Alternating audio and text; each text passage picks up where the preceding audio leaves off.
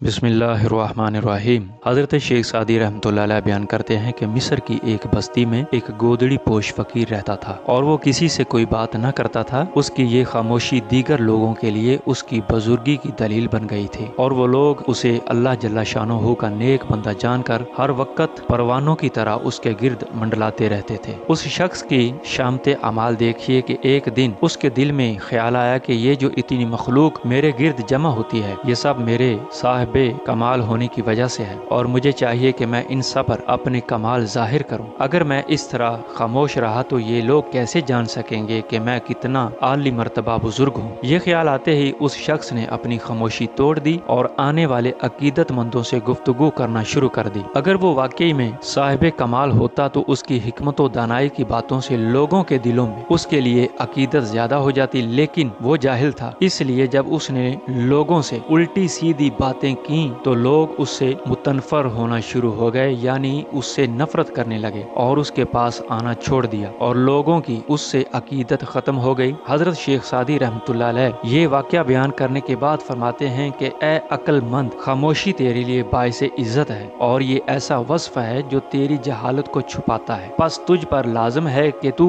बगैर जरूरत के और बगैर सोचे समझे गुफ्तगू ना करे कि तेरे ऐब दूसरों पर जाहिर हों। हजरत शेख सादी रहमतुल्लाह अलैह इस हकायत में बयान करते हैं कि खामोशी बहुत सी भलाइयों की जड़ है और दानाओं का कौल है कि कम सोना, कम खाना और कम बोलना बहुत सी बुराइयों को रोकता है और जो इंसान कम गो होता है उसकी जुबान गीबत, चुगलखोरी और दीगर गुमराह करने वाली बातों से महफूज रहती है। अजीज दोस्तों, ये थी हमारी आज की वीडियो। मिलते हैं फिर किसी नए वीडियो के साथ। अपने दोस्त मोहम्मद शफीक को इजाजत दीजिए। अल्लाह हाफिज।